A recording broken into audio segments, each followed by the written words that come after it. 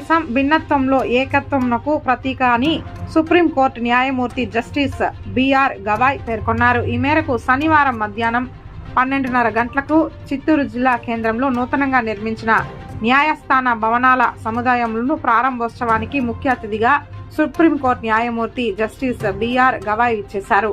వీరితో పాటు సుప్రీంకోర్టు న్యాయమూర్తి justice SVN Bhatti, AP high court chief justice Dheeraj Singh Thakur, high court of AP Chittoor administrative judge justice Rao Raghunandan Rao, జిల్లా judge Bhimarao తదితరులు పాల్గొన్నారు. ఈ సందర్భంగా ఏర్పాటు చేసిన కార్యక్రమంలో సుప్రీంకోర్టు న్యాయమూర్తి జస్టిస్ బిఆర్ గవాయ్ మాట్లాడుతూ తాను రెండోసారి చిత్తూరు జిల్లాకు రావడము సంతోషంగా ఉందన్నారు. చిత్తూరు జిల్లాలో బార్ అసోసియేషన్ సౌజన్యంతో ఏర్పాటు చేసిన ఈ కార్యక్రమంలో పాల్గొని భవన ప్రారంభోత్సవం చేయడము ఆనందించదగ్గ విషయమన్నారు. భిన్నత్వంలో ఏకత్వం మన దేశ ప్రతీక అని సర్వమత సమ్మేళనంతో స్వేచ్ఛాయుత ఆలోచనలు చేసేందుకు రాజ్యాంగం అవకాశం కల్పించిందన్నారు. చిత్తూరు నుండి ఎంతో మంది విశిష్టమైన వ్యక్తులు న్యాయ వ్యవస్థలో వారి సేవలు అందిస్తున్నారని, ఈ సందర్భంగా సుప్రీంకోర్టులో న్యాయమూర్తిగా సేవలు అందిస్తున్న జస్టిస్ ఎస్విఎస్ భట్టి గురించి ప్రస్తావిస్తూ న్యాయ వ్యవస్థలో పనిచేసేవారు వీరిని ఆదర్శంగా తీసుకోవాలి అన్నారు. న్యాయవాదులు నిజాయితీ, ధైర్యము, అంకిత భావంతో వృత్తిలో కష్టపడి రాణించాలని ఆకాంక్షించారు. కోర్టులో మౌలిక వసతుల కల్పనపై దృష్టి పెట్టామన్నారు. సాంఘిక, ఆర్థిక న్యాయం ద్వారానే సమన్యాయం సాధ్యమవుతుందని తెలియజేశారు. సుప్రీంకోర్టు న్యాయమూర్తి ఎస్విఎన్ భట్టి మాట్లాడుతూ న్యాయ వ్యవస్థ ప్రతిష్ట పెంచేలా పనిచేయాలని కోరారు. చిత్తూరులో కొత్తగా నిర్మించిన న్యాయస్థాన భవన సముదాయ ప్రారంభోత్సవంకు విచ్చేయడము సంతోషంగా ఉందన్నారు.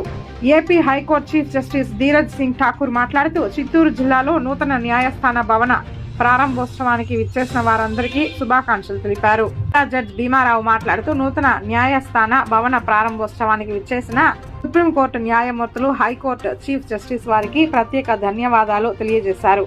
ఈ భవనంలో 15 కోర్టులను నిర్వహించినట్లు వివరించారు. ఈ కార్యక్రమంలో పలువురు ప్రముఖులు తదితరులు పాల్గొన్నారు. In Chittoor district is in line to this agenda. Today is at another proud moment for the Honorable High Court of Andhra Pradesh. On our request had come to grace the occasion, for which we are extremely grateful, sir. Your presence amongst us today greatly encourages us, allows the members of the bar an opportunity to look from closer quarters the honorable in my heart, for making me feel all the good things in my life. I thank the High Court of Andhra Pradesh, the District Judiciary, and also the Bar Association of Chittoor District. Chittoor నగరంలోని senior Telugu Desam party నాయకులు, మాజీ town bank chairman Shanmugam ఇంట్లో deputy collector, police సిబ్బంది శనివారం మధ్యాహ్నం 2 గంటలకు ఆకస్మికంగా తనిఖీలు నిర్వహించారు. ఎన్నికల కోడ్ నేపథ్యంలో షణ్ముగం ఇంట్లో భారీ స్థాయిలో నగదు ఉందని సమాచారం రావడంతో ఆకస్మిక తనిఖీలు చేపట్టారు. సుమారు గంట పాటు తనిఖీలు నిర్వహించి ఎలాంటి నగదు లభించకపోవడంతో అధికారులు వెనుదిరిగారు.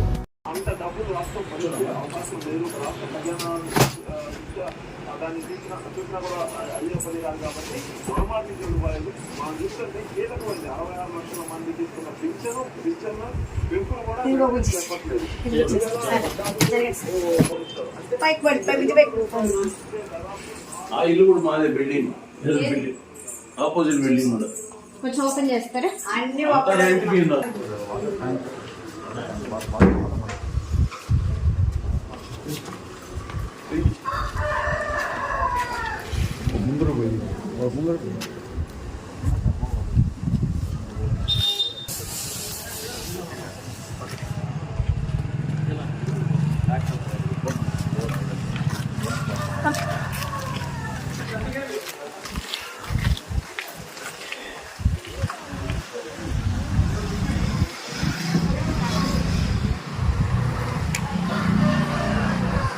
రాష్ట్రంలో దళితులపై రోజురోజుకి దాడులు పెరిగిపోతోందని సమతా సైనిక్ దళ్ రాష్ట్ర అధ్యక్షుడు, హైకోర్టు న్యాయవాది పాలేటి మహేశ్వరరావు విమర్శించారు.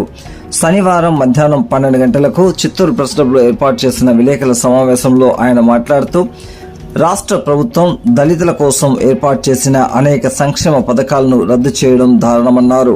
దళిత పేద విద్యార్థుల కోసం ప్రైవేట్ స్కూల్లో చదువుకోకుండా బెస్ట్ అవైలబుల్ స్కీమ్ను ప్రభుత్వం రద్దు చేసిందని, ఎస్సీలు విదేశాల్లో ఉన్నత విద్య చదువుకోనీయకుండా అంబేద్కర్ విదేశీ విద్యా పథకాన్ని ఎత్తివేసిందని విమర్శించారు. ఇలా ఎస్సీలకు అమలవుతున్న 27 రకాల పథకాలను నిర్వీర్యం చేసిందని ప్రభుత్వానికే దక్కుతుందన్నారు. రాష్ట్రంలో ఎస్సీ ఎస్టీలను కనీసం చదువుకి ఏ విధంగా దూరం చేశారనేది 2 ముక్కల్లో చెప్తాను మీకు. సుమారు 1,40,000 మంది బెస్ట్ అవైలబుల్ స్కూల్స్ పథకంలో ఈ రాష్ట్రంలో ప్రైవేట్ స్కూళ్ళల్లో చదువుకుంటే వీళ్ళు చదువులు పెరిగిపోతే మిగతా సామాజిక వర్గాలకి పోటీగా ఉంటారనే ఉద్దేశంతో, ఒక కుట్రపూరితంగా వీళ్ళని చదువు దూరం చేయాలనే ఉద్దేశంతో 1,40,000 మంది పిల్లల్ని బెస్ట్ అవైలబుల్ స్కూల్స్ నుంచి రద్దు చేసి మళ్ళీ ప్రభుత్వ పాఠశాలకు పంపించిన గనుడు జగన్మోహన్ రెడ్డి అని చెప్పి మీకు తెలియజేసుకున్నాను. అంబేద్కర్ విదేశీ విద్య ద్వారా కొన్ని వేల మంది ప్రతి సంవత్సరం విదేశాలకు వెళ్ళి ఎంబీబీఎస్ ఇంజనీరింగ్ చదువుకుంటుంటే వీళ్ళు విదేశాల్లో చదువుకునేంత గొప్పటోళ్ళ ఈ ఎస్సీ ఎస్టీలకు విదేశాల్లో చదువులు అవసరమా అని చెప్పి అంబేద్కర్ విదేశీ విద్య అనే పథకాన్ని పూర్తిగా రద్దు చేసి జగనన్న విదేశీ విద్య పథకాన్ని పెట్టి ఎస్సీ ఎస్టీలని పూర్తిగా ఆ లిస్టులో లేకుండా చేసి ఓన్లీ ఆయన ఎంచుకున్న వాళ్ళకి మాత్రమే విదేశాల్లో విద్య అందించే విధంగా కుట్ర చేసిన వ్యక్తి జగన్మోహన్ రెడ్డి. ప్రపంచ వెటర్నరీ దినోత్సవాన్ని పురస్కరించుకుని చిత్తూరు నగరంలోని జిల్లా పశుసంవర్ధక శాఖ కార్యాలయంలో శనివారం ఉదయం 11:30 ప్రపంచ వెటర్నరీ దినోత్సవ వేడుకలను ఘనంగా నిర్వహించారు.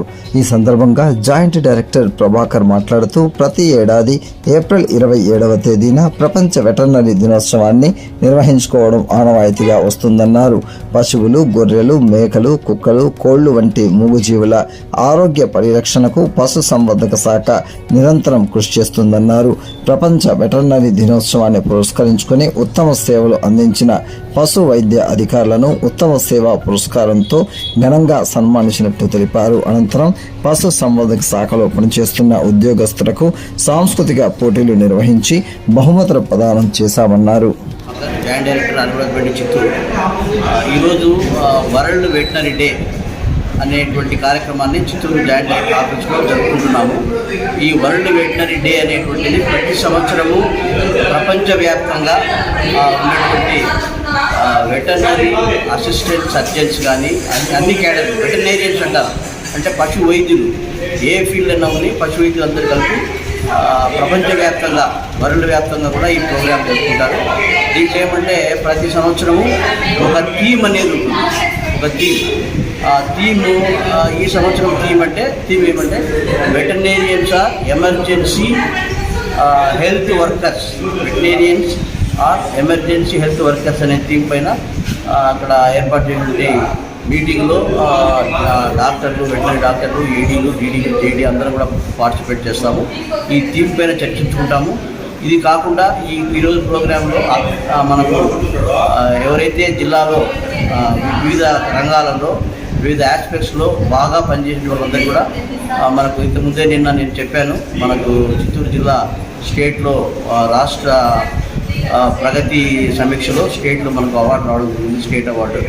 ఆ అవార్డుకు కృషి చేసినట్టు అందరూ డాక్టర్లు, ఈడీలు అందరికీ కూడా ఈరోజు జిల్లాలో కూడా వాళ్ళ యొక్క ప్రతిభను గుర్తించి అన్ని పారామీటర్స్ పైన వాళ్ళకు ప్రతిభా సర్టిఫికేట్లు, మెరిటోరియస్ సర్టిఫికేట్లు, షీల్డ్లు, తర్వాత షాల్వాతో అందరూ కూడా సత్కరిస్తాము. తర్వాత చిన్న కల్చరల్ ప్రోగ్రామ్ కూడా ఏర్పాటు చేశాము.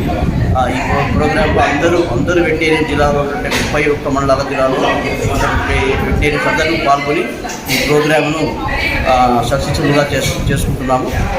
అందరికీ మరొకసారి ప్రపంచ పశు వైద్య దినోత్సవ శుభాకాంక్షలు. ఈ నెల 28వ తేదీ ఆదివారం ఉదయం 10 గంటలకు జడ్పీ సమావేశ మందిరంలో అన్ని రిటర్నింగ్ అధికారులు, సెక్టోరియల్ అధికారులు, తహసీల్దార్లకు పోలింగ్ సామగ్రి పంపిణీకి సంబంధించి సమీక్షా సమావేశం నిర్వహించడం జరుగుతుందని జిల్లా కలెక్టర్, జిల్లా ఎన్నికల అధికారి సగిలి సన్మోహన్ శుక్రవారం రాత్రి 9 గంటలకు ఒక ప్రకటనలో తెలియజేశారు.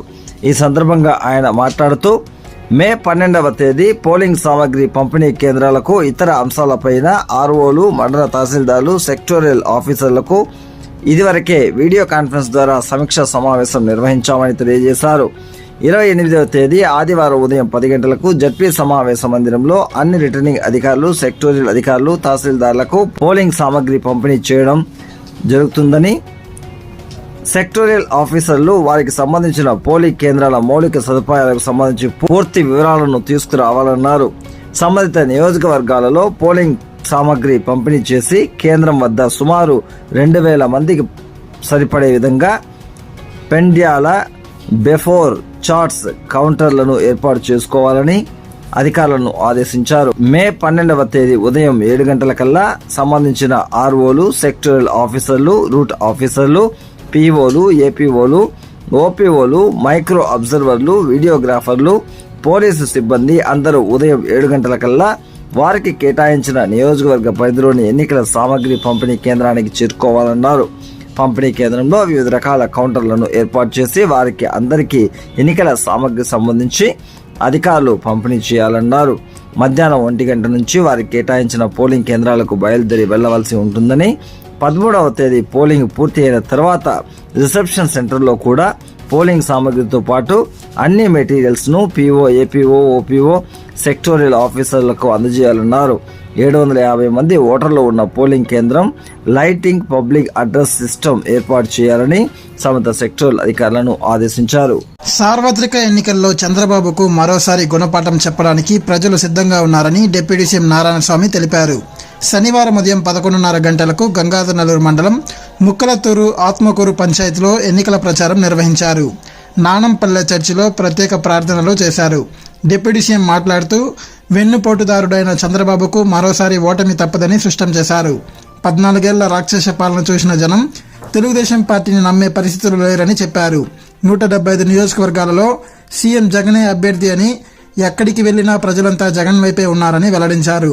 ఫ్యాన్ గుర్తుకే ఓటు వేస్తామని, తామంతా జగనన్న పరిపాలనలో సంతోషంగా ఉన్నామని, మరో 30 ఏళ్లు సంక్షేమ ప్రభుత్వాన్ని కొనసాగిస్తామని ప్రజలు చెబుతున్నారని వివరించారు. జనాలందరూ కూడా ఓటర్స్ ఎవరికి ఏవైతే ఓటు హక్కు ఉందో వాళ్ళందరూ కూడా చంద్రబాబుతో తిరుగుబాటు చేస్తుండేది వాస్తవం. ఎందుకంటే చంద్రబాబు మేనిఫెస్టోని రాక్షస మేనిఫెస్టోలుగా భావిస్తుండరు. చంద్రబాబు మాటని వెన్నుపోటుదారుని మాటలుగా భావిస్తుండరు. చంద్రబాబు యొక్క ఎవరితో వస్తున్నారంటే ఎన్ఆర్ఐ వాళ్ళతో, కోటీశ్వరులతో, భూ కబ్జాలతో, పేదవాళ్ళ యొక్క అభివృద్ధిని చూసి ఓర్చుకోలేని వాళ్ళతో, విద్యకి ఇంపార్టెంట్ ఇవని వాళ్ళతో కలిసి చంద్రబాబు మాట్లాడేదానివల్ల ప్రజలందరూ చంద్రబాబుని అసహించుకునేదానికి రెడీ అయినారు. కృపాలక్ష్మి గారికి ఎలాంటి మద్దతు లభిస్తుంది? స్పందన ఏ విధంగా? కృపాలక్ష్మి గారికి మద్దతు అనేదానికన్నా ఎంత పెద్ద కోటీశ్వరుడైనా, ఎంత బలవంతుడైనా వైఎస్ఆర్ పార్టీలో నిలబడిన వాళ్ళు ఎవ్వరు కూడా గ్రామాలకు పోయినప్పుడు, ఇంటింటికి పోయినప్పుడు ఎవరికమ్మా ఓటు వేస్తారంటే క్యాండిడేట్ కృపాలక్ష్మి అని చెప్పి, రెడ్డప్ప ఎంపీ అని చెప్పి ఎవరు అనుకోవట్లే. ఇది రాష్ట్ర వ్యాప్తంగా ఇదే విధంగా ఎవరికమ్మ ఓటు అంటే జగనన్నకి. ఏం గుర్తామంటే ఫ్యాన్ గుర్తు. ఇంకా కృపాలక్ష్మికి జనాలంతా కృపాలక్ష్మితో ఉన్నారు. జగనన్నతో ఉండే వాళ్ళందరూ కృపాలక్ష్మికి. గంగాధరనల్లూరు నియోజకవర్గ టీడీపీ, కాంగ్రెస్ పార్టీ ఎమ్మెల్యే అభ్యర్థుల నామినేషన్లో అవకతవకలు ఉన్నాయని వైసీపీ సీనియర్ నాయకులు బోడిరెడ్డి నారాయణ రెడ్డి ఆరోపించారు. ఈ సందర్భంగా శనివారం మధ్యాహ్నం 3 గంటలకు స్థానిక తహసీల్దార్ కార్యాలయం వద్ద నుండి ఆయన మాట్లాడుతూ అవకతవకల విషయంలో తాము ఆర్ఓకు విన్నవించినప్పటికీ ఆయన ఏకపక్షంగా వ్యవహరించారన్నారు. దీనిపై జిల్లా అధికారులు స్పందించి వారి నామినేషన్లను పరిశీలించాలని కోరారు. తగు న్యాయం చేయాలని డిమాండ్ చేశారు. సాయంకాలం 5 వరకు కూడా పెండింగ్ లో ఉంచమని చెప్పి ఆదేశాలు జారీ చేశారు. వెంటనే ఉన్నటువంటి తెలుగుదేశం పార్టీ లాయర్లు, తెలుగుదేశం పార్టీకి సంబంధించిన వ్యక్తులు మాకుమ్ముడిగా వారి మీద ఒత్తిడి తేవడంతో దాన్ని కూడా ఆమోదిస్తామని తెలిపారు. అది పూర్తిగా కూడా అవాస్తవం. అతను కాంట్రాక్టు వ్యవస్థలో ఒక కాంట్రాక్టు సంస్థకు అధిపతిగా ఉన్నాడు. పార్ట్ బిలో ఖచ్చితంగా అది ఏదైతే తెలియజేయాల్సినటువంటి వివరాలను తప్పుగా ప్రభుత్వానికి తెలియజేసి దీన్ని మోసపూరితంగా అతను నామినేషన్ దాఖలు చేశాడు. కాబట్టి ఈ నామినేషన్ మేము పూర్తిగా వ్యతిరేకిస్తున్నాం. అతని అభ్యర్థిత్వాన్ని తొలగించవలసిందిగా కూడా కోరి ప్రార్థిస్తున్నాం. అలాగే తెలుగుదేశం పార్టీ అభ్యర్థి ఎవరైతే ఉన్నారో డాక్టర్ విఎం థామస్ గారి మీద కూడా మేము ఆధార సహితంగా కూడా అందించడం జరిగింది. ఆర్ఓ గారు ఏమాత్రం సహించలేదు. వారు కూడా 1974లో నేను ఎస్సీ కులంలో పుట్టానని చెప్పి 2011లో నేను హిందూ మతం క్రిస్టియానిటీ స్వీకరించానని చెప్పి తమిళనాడు గెజిట్ ఇచ్చినప్పటికీ సుప్రీంకోర్టు వారు క్లియర్ గా ఇచ్చారు. ఒక్కసారి మత మార్పిడి చేసిన తర్వాత అతనికి వర్తిస్తుందని చెప్పినప్పటికీ ఆర్ఓ గారు ఏకపక్షంగా వారి నామినేషన్ కూడా అంగీకారం జరిగింది. దీని ఆధారాలను మేము తెలియజేస్తున్నాం. అంతేకాకుండా మేము ఏదైతే ప్రజాస్వామ్యబద్ధంగా న్యాయబద్ధంగా ఈరోజు మా అభ్యర్థి తరపున వచ్చినటువంటి ఏజెంట్లుగా మేము వారికి అభ్యర్థన తెలిపే సందర్భంలో మా మీద కూడా వారు దాడికి ప్రయత్నం చేయడం జరిగింది. వారు మొదటి నుంచి కూడా వారి భావ స్వభావం చూస్తుంటే చాలా అసభ్యంగా ఉంది. ప్రజాస్వామ్యంలో ఇటువంటి వ్యక్తులు అర్హులు కాదు. మేము రాతపూర్వకంగా లిఖితపూర్వకంగా ఆధార రూపితంగా చూపిస్తుంటే చేయి చూపించి వారు మమ్మల్ని దౌర్జన్యంగా కూడా చేయడం జరిగింది. నా పేరు నారాయణ రెడ్డి, నా మీద కూడా వేలు చూపించడం జరిగింది. వారు హరిబాబు గారు వైస్ ఎంపీపీగా ఉన్నారు, వారిని కూడా అసభ్య పదజాలంతో దూషించడం జరిగింది. ఇది ప్రజాస్వామ్యంలో తీరని నేరం. వారి నేర చరిత్ర చూస్తే కూడా 5 కేసుల్లో 2019, 17, 18లో కూడా 5 కేసుల్లో ఇన్వాల్వ్ అయినారు. 2 రాష్ట్రాల్లో ఉన్నాయి. అటువంటి అభ్యర్థి సమాజానికి ఏం మెసేజ్ ఇస్తున్నాడో మాకైతే తెలియలేదు. మేము కూడా కలెక్టర్ గారి దృష్టికి, ఎస్పీ గారి దృష్టికి అతని ప్రవర్తన మీద ఖచ్చితంగా తెలియజేస్తాం.